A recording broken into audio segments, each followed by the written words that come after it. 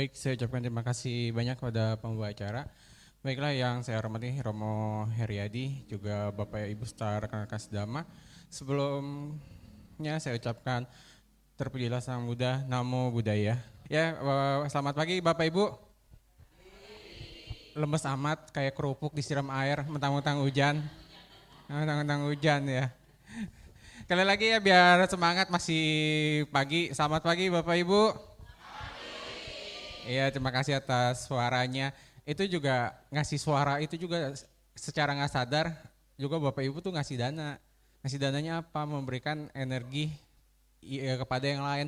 Coba kalau misalnya yang satu lemes, nular juga kan lemesnya yang lain kan. Tapi kalau misalnya suatu yang apa, misalnya Bapak Ibu semangat, yang lain juga jadi semangat kan. Kadang itu lebih gampang menularkan sesuatu yang buruk. Misalnya seperti yang misalnya males gitu. Misalnya nih Bapak Ibu nih punya temen nih, bestinya nanya, ke WR enggak? Enggak lah, males. Oh yaudah deh, gue juga males gitu. Dibandingkan kalau misalnya diajak berbuat baik, pasti lebih susah kan. Bapak Ibu pasti ngalamin sendiri kan, misalnya ngajak orang, yuk kita ke wihara yuk. Pasti, ntar aja gitu, ntar aja, lama-lama nggak sadar udah setahun nggak ke wihara kan ya. Ntar aja, tanggung lah tahun depan 2 tahun, tanggung 5 tahun jadi 1 periode gitu kan. Jadi kan lebih susah kan. Oke, baik, sebelum kita mulai bincang-bincang dhamma pada malam hari ini, mari kita langkapkan kedua tangan kita agungkan guru agung kita. Namo tassa bhagavato arahato sama sambuddhassa. Namo tassa bhagavato arahato sama sambuddhassa. Namo tassa bhagavato arahato sama sambuddhassa. Perwujudan kepada beliau yang berberkah, yang maha suci, yang telah mencapai penerangan sempurna oleh diri sendiri. Perwujudan kepada beliau yang berberkah, yang maha suci, yang telah mencapai penerangan sempurna oleh diri sendiri. Perwujudan kepada beliau yang berberkah, yang maha suci, yang telah mencapai penerangan sempurna oleh diri sendiri. Baik ya, baiklah Bapak Ibu, kepada Bapak Ibu yang senior, mohon maaf sebelumnya saya duduk mungkin agak lebih tinggi, tapi di tujuannya saya duduk lebih tinggi ini tujuannya bukan untuk menyombongkan diri, tapi disediakan oleh pengurus ya. Jadi satu itu, yang kedua, yang dilihat jangan tinggi sayanya, tapi yang dilihat adalah damanya di mana kita dhamma itu sesuatu yang agung, jadi kita harus tinggikan istilahnya kayak gitu. Bukan saya yang ditinggikan ya Bapak Ibu ya. Ya, benarkan nama saya Suryadi, saya tinggal di Curug. Kemudian saat ini saya bekerja di sebuah perusahaan distributor obat nyamuk. Tapi bukan bagian nepokin nyamuk ya Bapak Ibu ya. Jadi di sebuah perusahaan, kalau sebelumnya mungkin kenalnya saya di ini ya, di sekolah punya karya. Kebetulan ada kesempatan untuk pindah. Ada yang bertanyakan? Nggak ada ya. Langsung ke materi aja ya. Baik, izinkan saya akan membawakan materi pada pagi hari ini, yaitu Cakawati Siahananda Sutta, diambil dari Digadikaya 26. Nah, tujuan saya secara pribadi, bukan tujuan secara umumnya, mengapa saya akan membahas mengenai sutta ini. Yang pertama, tujuannya adalah apa? Biar saya sama-sama belajar dengan Bapak Ibu semuanya. Jadi kalau misalnya saya pusing, Bapak Ibu juga ikut pusing gitu. Terus kemudian kalau misalnya saya ngerti, Bapak Ibu juga bisa mengerti. Tujuan yang kedua, tadi lagu yang pertama judulnya apa ya? Ingat nggak? Pancasila Buddhis. Nah, di sini pun ada hubungannya dengan Pancasila Buddhis, agak nyerempet gitu. Bagaimanakah hubungannya seorang pemimpin itu memperlakukan Pancasila Buddhis. Yang kedua, kita biasanya kalau misalnya ngebahas tentang agama Buddha, pasti nggak jauh-jauh dari hukum karma, patisamuppada, meditasi, berdana, berbuat baik kan ya. Istilahnya untuk tujuan spiritual kita ya. Tetapi di sini di sutta ini itu nggak hanya membahas tentang hal seperti itu, tapi ngebahas bagaimanakah sikap seorang pemimpin untuk memperlakukan rakyatnya. Jadi tentang politiknya juga ada, tentang sosial ekonominya juga ada. Biasanya kan agama Buddha kan pasti hubungannya tentang berbuat baik aja ya, nggak ada hubungannya dengan politik ya. Nah, untuk yang adik-adik mungkin mohon maaf mungkin agak kurang pas ya kita ngomongin tentang politiknya. Cuma yang di sini yang mungkin bisa adik-adik pelajari adalah bagaimana nih nanti adik-adik kalau misalnya seandainya kepilih jadi raja gitu. Tapi kan kita negaranya bukan negara kerajaan ya. Ya udah nanti misalnya kalau adik-adik jadi presiden atau misalnya nanti adik-adik jadi pemimpin suatu perusahaan atau mungkin nanti jadi pemimpin wihara atau nanti pemimpin keluarga, bagaimanakah memperlakukannya. Kalau dalam keluarga kan pemimpinnya biasanya ayah ya. Tapi kalau yang jadi rakyatnya siapa? Yang jadi rakyatnya kan anak-anaknya ya. Kalau ibu-ibunya menjadi polda ya, polisi dapur ya. Nah, suta ini dibabarkan di negara Magadha, lokasinya di Matula, pembicaranya adalah Sang Buddha. Tipe yang disampaikan adalah dengan cara khotbah. Karena ada beberapa suta yang disampaikan itu enggak hanya dengan khotbah ya Bapak Ibu ya, bisa tanya jawab. Misalnya ada seorang biku atau umat yang bertanya kepada Sang Buddha, kayak gitu. Nah, Cakkawati Sinanda Sutta adalah salah satu suta penting dalam Nigga Nikaya yang merupakan khotbah panjang yang ke-26.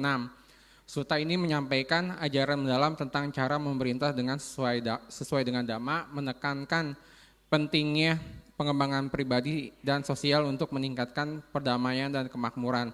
Cakkawati Sinanda Sutta ini tidak hanya memiliki nilai dalam filsafat ekonomi dan sosial seperti yang saya bilang tadi, tetapi berfungsi sebagai pengingat bahwa kita tuh sebagai pribadi itu harus mengembangkan diri sesuai dengan Dhamma, karena ini untuk mendorong individu untuk berjuang untuk perdamaian dan pembangunan lanjutan bagi diri sendiri dan masyarakat. Kenapa sih kita harus hidup sesuai dengan Dhamma? Kenapa kita hidup sesuai dengan Dhamma itu bisa menciptakan perdamaian? Nah, kita akan bahas lebih lanjut.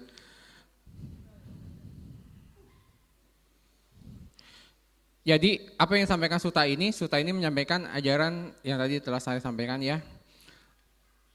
Kemudian, nah asal-usul ceramahnya mengapa Sang Buddha tuh membabarkan Sutta ini. Jadi Sang Buddha mendorong para biku untuk menjadi pelita bagi diri sendiri, mengandalkan diri sendiri, tidak tergantung pada orang lain.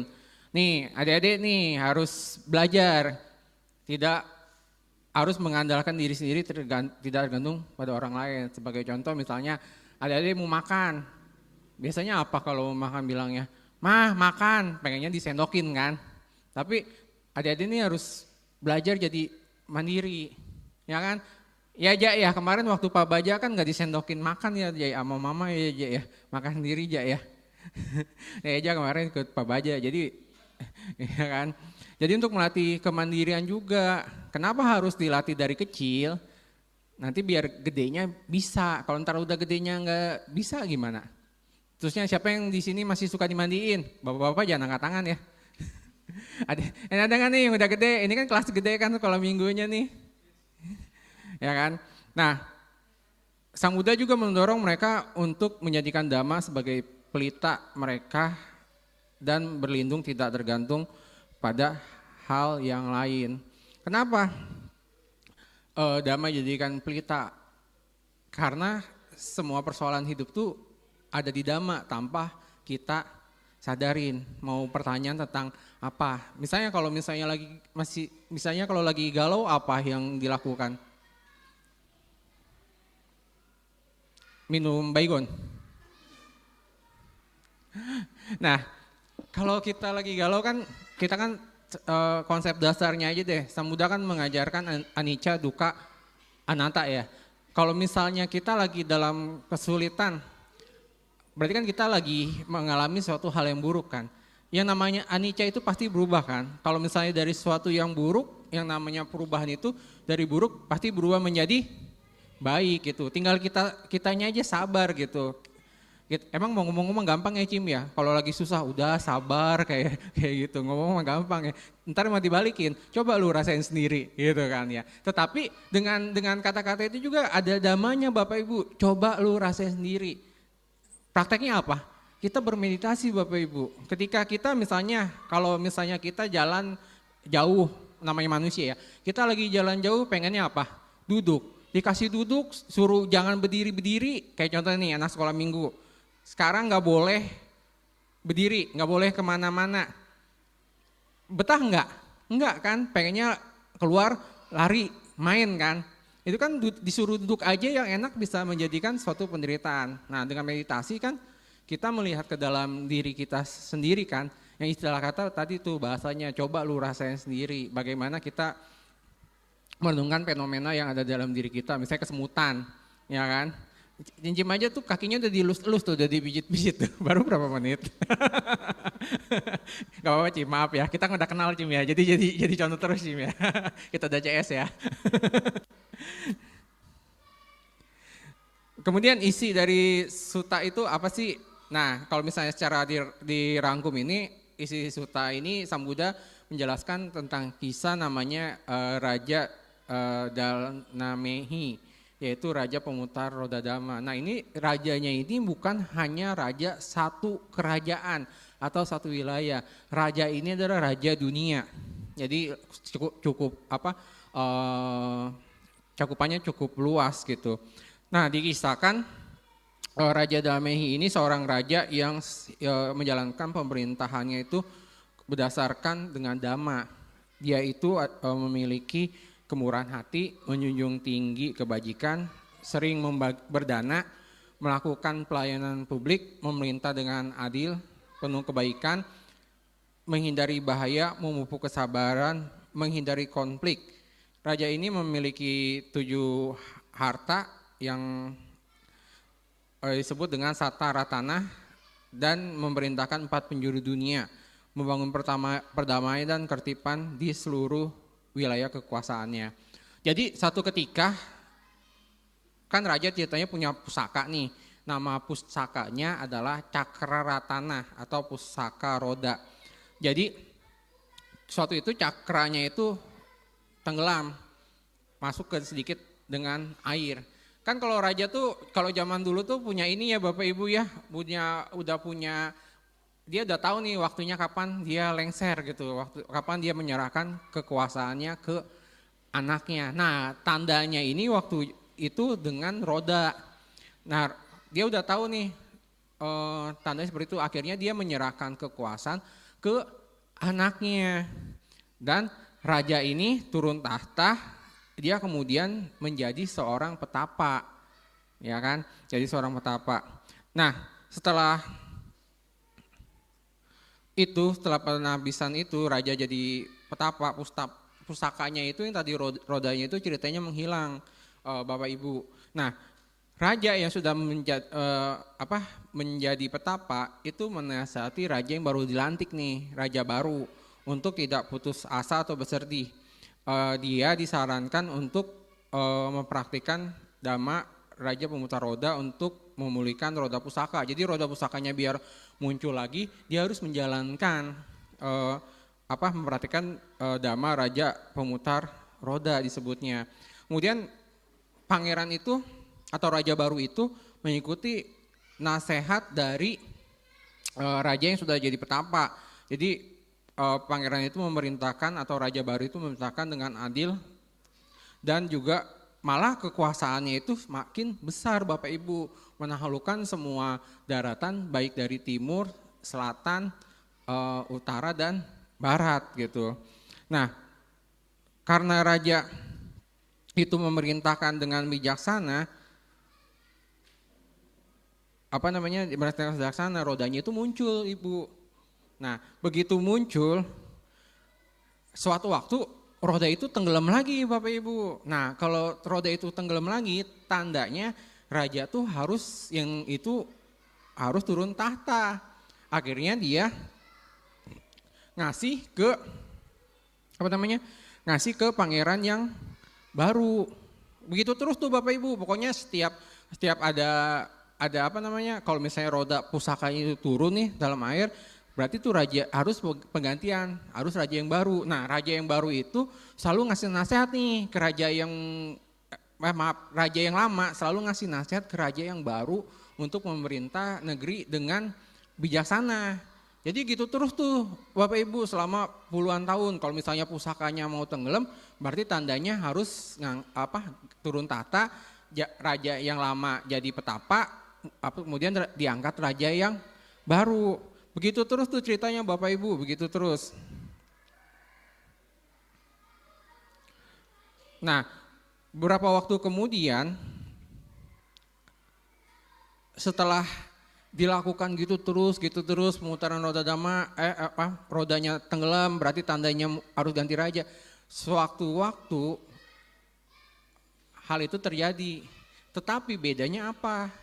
Begitu raja ini jadi petapa, kemudian diangkat raja baru ini tuh enggak minta nasihat ke raja yang lama.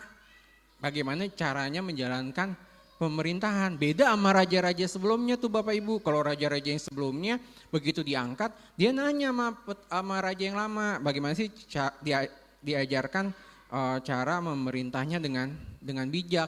Raja yang baru ini menjalankan pemerintahannya itu dengan gayanya sendiri Bapak Ibu. Nah itu, nah kemudian ceritanya nih, seseorang menghadap raja nih, melaporkan ke raja itu, raja demi kebenaran ketahuilah bahwa cakra tanah Surawi telah lenyap. Ketika mendengar itu raja itu menjadi sedih duka cita. Tetapi dia tidak pergi menemui petapa raja untuk menanyakan roda kewajiban maharaja yang suci itu bagaimana. Jadi dia balik lagi, saya bilang. Dia memerintah dengan idenya dan caranya, dia memerintah rakyat dan rakyatnya diperintah seperti itu dengan cara yang berbeda apa yang mereka lakukan terdahulu, tetapi nggak jadi sukses seperti raja-raja sebelumnya. Nah, para menteri kemudian sama para pegawai istana dan para pejabat keuangan, kemudian pengawal, penjaga, serta orang-orang yang hidup melaksanakan pembacaan mantra, pergi nemuin raja nih, yang tadi saya bilang, raja yang baru tapi nggak nanya ke raja sebelumnya. Mereka bilang gini, wahai raja, rakyatmu yang raja perintah berdasarkan idemu dan caramu yang berbeda dengan cara-cara yang mereka ikuti terdahulu, tidak sukses seperti apa yang mereka biasa capai di masa raja-raja terdahulu, yang melaksanakan kewajiban maharaja yang suci. Dalam kerajaan ini ada para menteri, para pegawai istana, para pejabat keuangan, para pengawal dan penjaga, serta orang-orang yang hidup dengan melaksanakan pembacaan mantra. Semua ini kami dan yang lain memiliki pengetahuan tentang kewajiban maharaja suci dari Raja Cakrawati. Apabila raja menanyakan hal itu kepada kami akan menerangkan. Kemudian raja mempersilahkan mereka untuk duduk dan bertanya kepada mereka tentang kewajiban maharaja suci dari Raja Cakrawati. Mereka menerangkan bahwa hal ini kepada beliau. Ketika raja telah mendengar itu, raja memperhatikan dan menjaga melindungi rakyatnya dengan baik. Tetapi sayangnya raja ini tidak memberikan dana kepada orang-orang miskin. Karena dia tidak berdana kepada orang-orang miskin, maka kemelaratan bertambah. Nah, ketika kemiskinan meluas, ceritanya zaman dulu tuh orang belum mengenal namanya mencuri Bapak Ibu. Jadi ketika kemiskinan meluas, dia butuh namanya untuk penghidupan, orang itu mengambil barang yang tidak diberikan atau yang disebut dengan mencuri. Kemudian orang itu ceritanya ditangkap dong, ya kan? Tangkap di hadapan raja. Raja kemudian nanya, apa benar kamu telah mengambil barang yang tidak diberikan kepadamu? Dengan demikian kamu telah melakukan perbuatan yang disebut dengan mencuri. Terus pencuri itu jawab, benar raja. Rajanya nanya, kenapa kamu melakukan hal seperti itu? Raja, saya tidak memiliki sesuatu untuk mempertahankan hidupku. Nah, karena dijawab kayak gitu, dia kan nggak punya sesuatu untuk melanjutkan hidupnya ya. Jadi terpaksa dia mencuri. Akhirnya raja ngasih dana tuh ke orang itu. Jadi, nih duit buat kamu, biar kamu bisa bertahan hidup. Nah, setiap ada yang mencuri, raja tuh begitu terus Bapak Ibu. Terus apa yang terjadi di pikiran orang-orang yang lain? Orang-orang yang lain tuh berpikir gini, ah kalau gitu setiap kita mencuri, kita dikasih dana terus sama raja nih. Orang kan pada mikir gitu kan, oh si A mencuri nih, oh sama raja malah nggak dihukum, malah kasih dana, ya kan. Ah si A, si B lagi, akhirnya apa? Yang lain ikut, begitu ikut mencuri.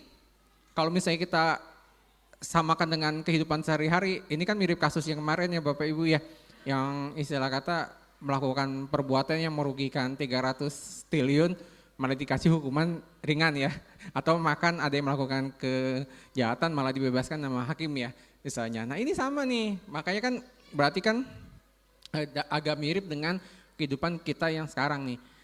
Nah lama-kelamaan kayak gitu, setiap ada yang mencuri kasih dana sama raja. Akhirnya raja mikir kayak gini, setiap ada yang mencuri saya kasih dana nih, bukannya marah jerah ya. Akhirnya apa yang dilakukan sama raja? Yang dilakukan sama raja yaitu sekarang setiap yang mencuri itu dihukum, kepalanya dipenggal. Kemudian setelah raja melakukan hal tersebut, setiap ada yang mencuri itu dipenggal. Apa yang ada di otak mereka, di pikiran mereka? Kalau kayak gitu, kalau kita mencuri, lebih baik orangnya kita penggal, biar dia nggak bisa melapor ke raja yang disebut namanya ngerampok. Akhirnya mereka melakukan perampokan desa sama kota dan lain sebagainya. Mereka mengadakan yang tadinya raja tidak memberikan dana nih ke rakyat miskin, menyebabkan hal mencuri. Kemudian setelah mereka melakukan hal mencuri, yang terjadi apa? Mereka melakukan pembunuhan. Setelah mereka melakukan pembunuhan, banyak ngerampok, ada orang tangkep karena takut dipenggal. Ditanya, kamu mencuri apa enggak? Dia jawab apa? Saya enggak mencuri. Dia melakukan kebohongan. Jadi gara-gara raja tidak berdana kepada rakyatnya yang miskin, terjadi apa? Terjadi pencurian. Habis terjadi pencurian terjadi pembunuhan. Setelah menjadi pembunuhan terjadi kebohongan. Nah, setelah terjadi kebohongan, apa yang terjadi? Agar orang itu dihukum sama raja, yang dia lakukan apa? Memfitnah Bapak Ibu, dilaporin ke raja. Raja, nih si ini nih lakukan pencurian. Akhirnya sebut aja itu si J lah, biar jauh, jangan A mulu. Si J ini nih raja nih, dia melakukan pencurian, dia fitnah nih si J, agar dia dihukum. Akhirnya karena difitnah melakukan pencurian, dihukum sama raja kan, dia melakukan memfitnah kan. Balik lagi, gara-gara raja tidak melakukan perintah, menjalankan pemerintahan dengan bijaksana, dia tidak memberikan dana kepada rakyat miskin, rakyat yang melarat, terjadi apa? Terjadi pencurian. Setelah jadi pencurian terjadi apa? Pembunuhan. Terjadi pembunuhan, dia terjadi apa? Bohongan. Setelah melakukan bohongan terjadi apa? Memfitnah. Nah, efeknya apa? Efeknya adalah dulu orang itu hidup 80.000 tahun. Sekarang nyampe enggak? Enggak nyampe, kelamaan kan 40.000 tahun. Tetapi karena suka melakukan pencurian, akhirnya batas 84.000 tahun itu turun jadi 40.000 tahun. Nah, setelah itu orang yang 40.000 tahun ini karena dia lakukan pembunuhan, usianya turun lagi jadi 20.000 tahun. Karena kemudian dia melakukan tadi yang saya bilang tadi apa salah melakukan pencurian, pembunuhan, kemudian berbohong. Turun lagi jadi 10.000 tahun. Kemudian karena dia tadi apa melakukan pencurian, pembunuhan, bohong, fitnah, turun lagi jadi 5.000 tahun. Kemudian orang-orang ngelihat nih, mulai nih fisiknya berubah, ada yang mohon maaf, ada yang jelek, ada yang enggak jelek, terbalik ya harusnya. Ada yang jelek dan ada yang cantik. Yang jelek ini iri sama yang cantik. Akhirnya apa? Yang jelek melakukan pemerkosaan kepada yang cantik karena dia iri lagi, karena melakukan perzinahan itu dari 5.000 dari tadi berapa? 5.000 turun jadi 2.500. Kemudian setelah itu telah melakukan perzinahan itu kan orang mulai nih mempunyai pandangan salah turun lagi jadi 1.000 tahun. Setelah itu jadi 1.000 tahun itu mereka itu berbuat jahatnya makin berkembang, yaitu berzina dengan saudara sendiri, keserakahan dan pemuasan nafsu lainnya. Kemudian jadi 500 tahun, jadi 250 tahun. Nah, dari 250 tahun nih, karena melakukan hal-hal yang tadi yang buruk lagi, berikutnya berkembang menjadi kurang berbakti kepada orang tua, kurang menghormati para samana dan petapa, dan kurang patuh kepada pimpinan masyarakat. Turun lagi Bu, Bapak semuanya. Kemudian ujung awalnya kenapa? Karena dana tidak diberikan kepada orang-orang miskin, maka kemelaratan atau kemiskinan meluas, kemudian menjadi mencuri menjadi tindakan kekerasan yang menyebabkan pembunuhan. Habis pembunuhan yang tadi saya cerita, berdusta, kemudian memfitnah, berzina, kata-kata kasar, iri hati, dendam, pandangan sesat, berzina, serakah, pemuasan nafsu, kurang berbakti kepada orang tua, kurang menghormat kepada sama dan petapa, kemudian kurang patuh kepada pimpinan masyarakat. Dunia kan jadi kacau, ya kan Bapak Ibu kan, semuanya jadi kacau. Akhirnya turun, mentok jadi tinggal 10 tahun. Jadi di usia 10 tahun itu, usia 5 tahun sudah menikah. Ayo sini umurnya 5 tahun siapa? Nah, turun kayak gitu, orang-orang Bu diceritakan pada kisahnya waktu itu nih. Kalau apa yang terjadi ketika usia cuma 10 tahun, jadi nggak ada lagi tuh namanya Bu, dulu tuh makanan seperti dadi susu, mentega, minyak, gula, garam, itu udah nggak ada lagi. Jadi makannya cuma biji-bijian, kayak burung ya. Kemudian orang nggak kenal lagi yang namanya dhamma, 10 macam perbuatan baik, sama tidak lagi mengenal 10 macam perbuatan buruk yang tidak boleh dilakukan. Dunia tuh kacau Bapak Ibu. Jadi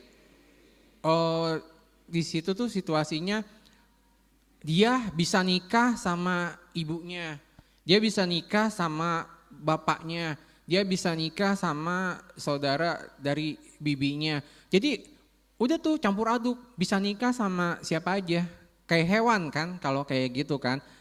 Ya kan? Kemudian dia nggak takut Bapak Ibu untuk membunuh ayahnya. Dia nggak takut untuk membunuh ibunya, dia nggak takut untuk membunuh kakaknya, dia nggak takut untuk membunuh adiknya. Jadi udah kayak hukum rimba tuh Bapak Ibu, kayak hukum rimba kayak gitu. Orang kan jadi takut nih Bapak Ibu.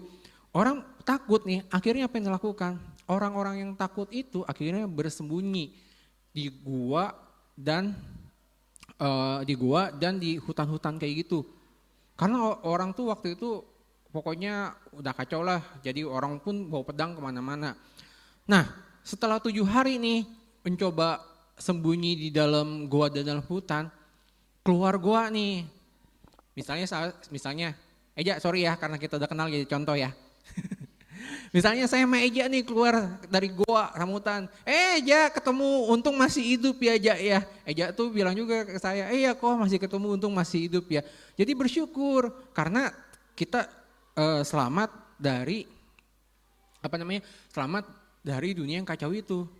Kemudian orang-orang yang selamat ini yang dari kekacauan itu berpikir,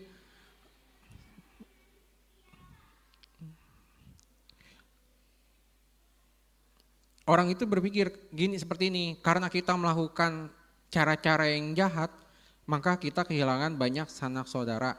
Marilah kita berbuat kebajikan. Sekarang kebajikan apa yang mesti kita lakukan? Marilah kita berusaha untuk tidak melakukan pembunuhan, tidak melakukan pembunuhan karena ini merupakan perbuatan baik yang mesti kita lakukan. Akhirnya mereka berusaha tuh Bu untuk melakukan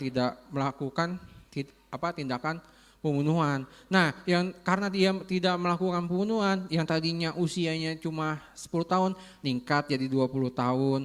Kemudian mulai tuh orang-orang banyak yang berbuat baik, banyak yang bertobat, melaksanakan dhamma, jadi melaksanakan kebajikan.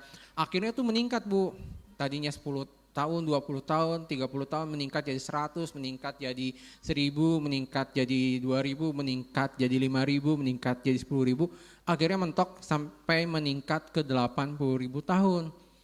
Nah di 80.000 tahun seperti kita ketahui akhirnya muncul Buddha Maitreya. Jadi kalau misalnya tadi yang saya bilang tadi, kalau misalnya kita ingat, kalau disimpulkan itu semua kan Pancasila Buddhis kan Bu ya. Kita kan nganggap Pancasila Buddhis mah sedikit, apa bisa menciptakan kedamaian dunia. Tetapi itulah yang terjadi. Kalau dengan Pancasila Buddhis kan sila yang pertama Pak, kita tidak bertekad melatih diri untuk tidak melakukan pembunuhan kan ya. Tapi kalau misalnya kita udah nggak takut nih Bu melakukan pembunuhan, situasinya kacau, mohon maaf nih nggak usah jauh-jauh ya. Misalnya kayak Mei 98 yang jadi kerusuhan, orang dengan beraninya menjarah. Kenapa dia berani menjarah padahal tadinya dia nggak bisa menjarah? Karena apa? Karena rame-rame. Iya kan? Coba kalau sendiri dia digebukin orang. Ya kan kalau rame-rame bagaimana bisa mengendalikannya? Itu aja udah suatu contoh kecil. Kemudian ada kemarin ceritanya di mana saya lupa. Ceritanya di Serang. Ya kan? Yang menantu selingkuh sama mertuanya. Ya kan? Kalau secara logika kan itu kan udah nggak pantas ya Bapak Ibu ya. Kemudian yang terjadi berita berita di Parung Panjang kemarin, tahu nggak berita yang Parung Panjang Bapak Ibu? Yang seharusnya setiap siswa itu dapat dana dari pemerintah, ternyata di dananya itu nggak nyampe, dia baru tahu ternyata harus bikin buku tabungan BRI, dananya buat dia ternyata dananya malah diambil sama kepala sekolahnya. Nggak tahu ya. Syukurlah kalau Bapak Ibu tuh di dalam handphonenya tuh nggak ada berita-berita negatif. Di dalam handphonenya misalnya punya TikTok atau Instagram atau Facebook isinya bukan berita-berita yang negatif. Syukurlah kayak gitu. Jadi kenapa pikiran jadi tenang kan? Kalau kita ngeliatin berita-berita nih Bu, jujur ya Bu ya, si ini melakukan kejahatan, si ini melakukan kejahatan, si ini melakukan jahat, kita juga jadi pusing gitu kan ya. Jadi kalau misalnya kita merasa, dunia kok jahat banget, kitanya pun jadi down juga kan Bu, kalau dengar ini. Kalau misalnya kita, misalnya nih ya, kenapa kita bisa jadi down? Contohnya sekitar 2 tahun yang lalu kita terkena wabah COVID, ya kan? Wabah COVID itu kan setiap hari kita selalu mendengar ambulans, setiap hari kita selalu dengar berita duka cita. Kita waktu COVID Bu, sesak napas dikit aja ngerasa, wah jangan-jangan giliran saya nih. Kayak gitu, tapi kalau sekarang udah bebas dari COVID, kita sesak napas pun atau itu pun, itu mah biasa aja gitu kan. Jadi kan mempengaruhinya gitu kan. Baiklah, saya akan bacakan sedikit kutipan dari suta tersebut ya. Para biku, hiduplah dengan dirimu sendiri sebagai pulau, dirimu sendiri sebagai tempat berlindung, dengan tidak ada yang lain sebagai tempat berlindung, hiduplah dengan Dhamma sebagai pulau, Dhamma sebagai tempat berlindung, yang tak ada lain sebagai tempat berlindung.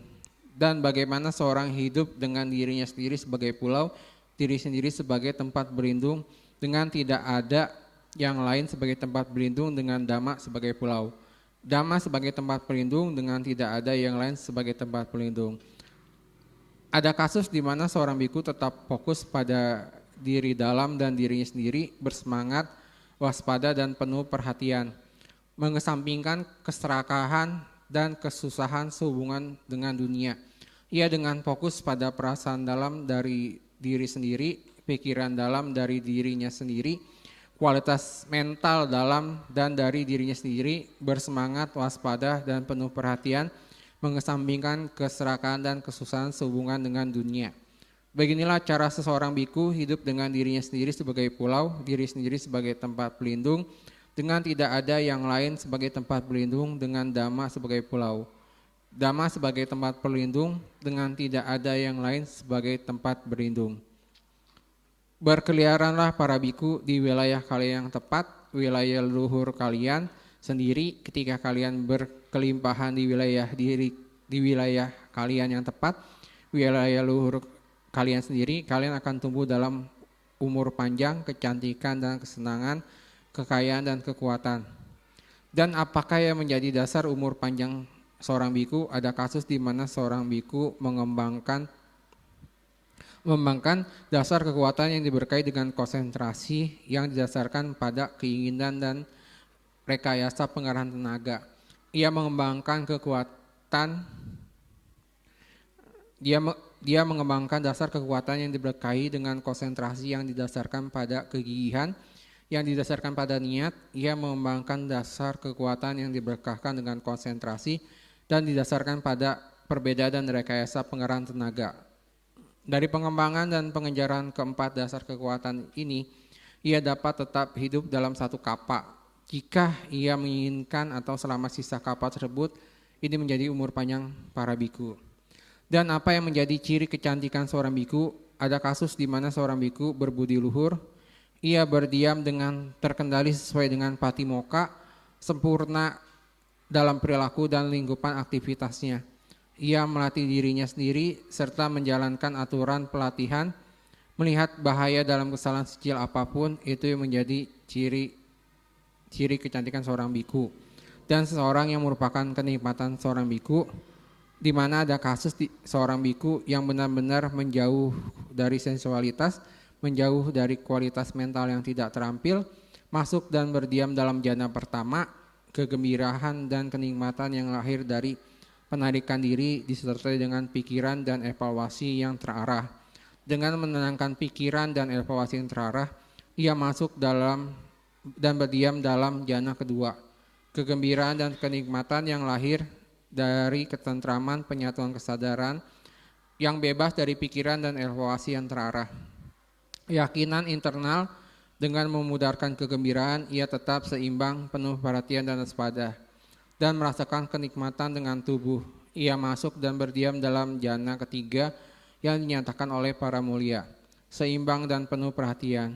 Ia memiliki kediaman yang menyenangkan dengan meninggalkan kenikmatan dan kesakitan seperti pada lenyapnya kegembiraan dan kesusahan sebelumnya. Ia masuk dan berdiam dalam jana keempat, kemurnian dan keseimbangan dan penuh perhatian, bukan kenikmatan maupun kesakitan. Ini merupakan kenikmatan seorang biku. Dan apakah yang menjadi kekayaan seorang biku? Ada kasus di mana seorang biku terus-menerus meliputi arah pertama, timur, dan juga arah kedua, ketiga, dan keempat. Dengan kesadarannya dengan penuh niat baik, dengan demikian ia terus-menerus meliputi ke atas, ke bawah, dan sekelilingnya, kemana-mana dan dalam hal dunia yang meliputi segalanya dengan kesadaran yang dipenuhkan dengan niat baik, berlimpah luas, tidak terukur, bebas dari pemusnahan, bebas dari niat buruk. Ia terus-menerus menyebarkan ke arah pertama, demikian pula ke arah kedua, ketiga, keempat, dengan kesadaran yang penuh dengan cinta kasih, dipenuhi dengan penghargaan. Ia terus-menerus meliputi arah pertama dan juga arah kedua, ketiga, dan keempat, dengan kesadaran yang dipenuhi dengan keseimbangan batin. Demikianlah ia terus meliput ke arah atas, bawah, dan selingnya kemana-mana dan dalam segala hal yang meliputi segalanya dengan kesadaran yang dipenuhi dengan keseimbangan batin, berlimpah luas, tak terukur, bebas dari permusuhan, dan bebas dari niat jahat. Ini merupakan kekayaan seorang biarawan. Dan apa yang menjadi kekuatan seorang pendeta? Dalam kasus ini di mana seorang pendeta melalui akhir fermentasi mental memasuki dan tetap berada dalam kesadaran pelepasan dan kebijaksanaan pelepasan yang bebas fermentasi, serta secara langsung mengetahui dan merealisasikan untuk diri sendiri tepat di sini dan saat ini. Ini menjadi kekuatan seorang pendeta.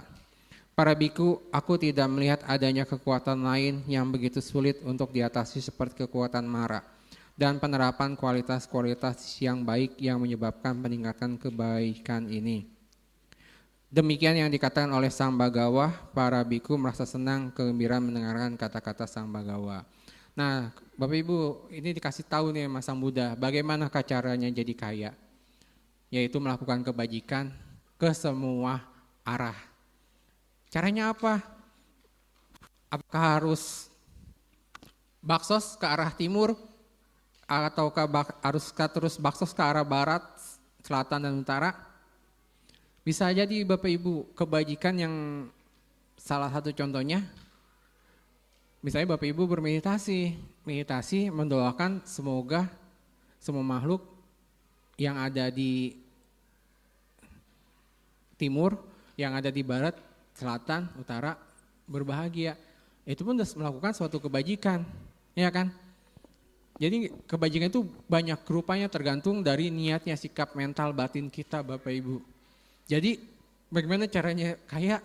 Yaitu berbuat kebajikan terus. Nah, selanjutnya adalah tugas seorang pemutar roda dhamma tuh diterangkan dalam sutta ini ada 5. 1, menghormati dhamma dengan menjaga negara berdasarkan filosofi hukum, etika, dan politik para Buddha. 2, menegakkan keamanan negara termasuk melindungi lingkungan. 3, menegakkan keadilan. 4, menyediakan kesejahteraan bagi mereka yang membutuhkan. Dan 5, menasihati sangga tentang masalah kebijakan praktis. Kemudian nasihat Sang Buddha.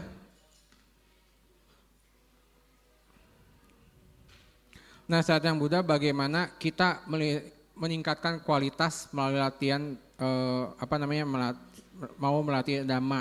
Yang 1, mengembangkan 4 landasan kekuatan iddhipada. Kemudian mengembangkan sila sesuai dengan patimokkha. Kalau kita umat awam sesuai dengan Pancasila Buddhis ya Bapak Ibu ya, di hari Uposatha, hari tertentu dengan 8 sila atau atasila. Ketiga, mengembangkan 4 jana penyerapan. Kayaknya lebih gampang terajana ya Bapak Ibu ya. Meditasi terbuai akhirnya tidur ya. Yang keempat, memperhatikan 4 kediaman luhur. Sekolah minggu, ingat nggak Brahma Wihara apa aja? Karuna, Metta Karuna, Mudita, PK. Yang kelima, menghapus roda asawa.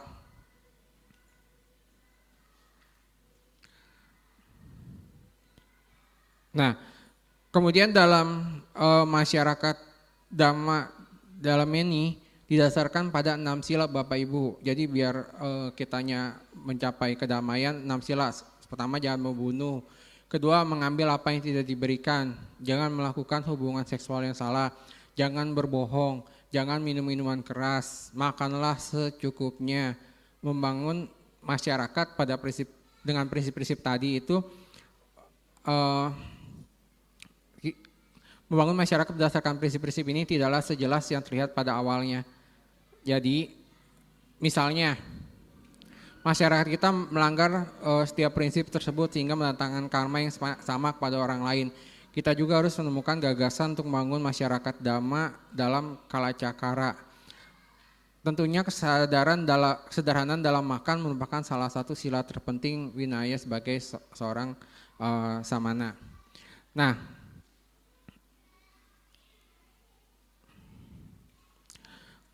kita sampai pada tahap kesimpulannya.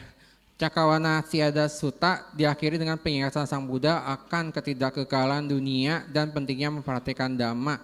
Beliau mendorong para biku untuk mengandalkan diri mereka sendiri dan berlindung pada Dhamma, karena hanya melalui Dhamma individu dan masyarakat dapat mencapai kedamaian kemakmuran abadi. Sang Buddha menekankan bahwa kekotoran batin dan tindakan tidak bermanfaat adalah akar menyebabkan penderitaan dan kemunduran. Untuk mencapai kebahagiaan sejati, seorang harus mengembangkan cita melalui 4 landasan kekuatan, 4 jana, kemudian 4 Brahma Wihara, dan melenyapkan noda-noda. Khotbah Sang Buddha dalam Cakawati Sianada Sutta menegaskan bahwa tidak ada kekuatan yang dapat mengatasi pengaruh mara kecuali melalui pengembangan, mendorong para biku untuk tekun dalam latihan mereka, karena pahala akan meningkat dan membawa jangka panjang bagi diri mereka sendiri, komunitas mereka, dan semua makhluk. Setelah mendengarkan khotbah Sang Buddha, para biku sukacita dan menerima ajaran dengan rasa syukur. Jadi Bapak Ibu, jadi jangan pernah bosan-bosan untuk selalu melakukan kebajikan. Juga kita melakukan Pancasila Buddhis, karena kita ingat kenapa kita harus melaksanakan Pancasila Buddhis, agar membawa kebahagiaan bagi kita dan perdamaian bagi kita semua gitu. Balik lagi, kalau misalnya kita perlu ingat iri dan otapa. Kita jadi malu untuk melakukan perbuatan buruk dan takut akan akibatnya.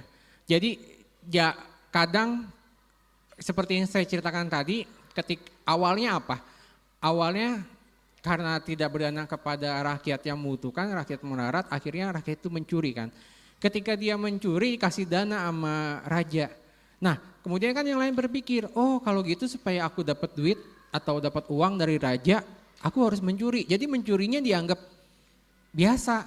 Ya udahlah nggak apa-apa. Tetapi kalau misalnya dengan dhamma terutama Pancasila Buddhis, kita tahu kan kalau bahwa itu tuh nggak boleh kan, ya kan, kita nggak boleh membunuh, kita nggak boleh mencuri, kita nggak berbuat asusila, kita nggak boleh bohong, kita nggak boleh makan makanan minuman yang menyebabkan lemahnya kesadaran.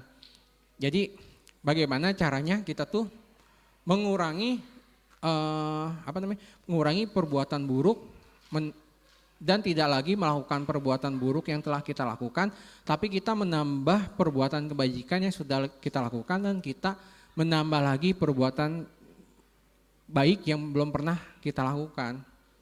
Jadi demikian Bapak Ibu serta adik-adik semua yang bisa saya sampaikan pada pagi hari ini. Saya memohon maaf jika ada yang dibagikannya itu ada yang sedikit keliru. Jadi mohon maaf, nanti bisa kasih masukannya di mana kelirunya. Kita sekali lagi belajar sama-sama ya Bapak Ibu ya. Balik lagi, kalau misalnya ada hal-hal yang keliru, ada hal yang salah tuh bukan damanya, tapi mungkin yang salah dari saya sendiri yang menyampaikannya. Yang pasti dhamma itu indah pada awal, tengah, dan akhirnya. Silakan Bapak Ibu buktikan bagaimanakah indahnya dhamma. Nggak usah jauh-jauh. Cukup dipuji sebagai, ibu mah orangnya baik, itu udah bahagia belum? Bohong, ada maunya tuh kan katanya gitu. Kita udah CSIM ya. Ya kan, kita dipuji aja merasa seneng kan.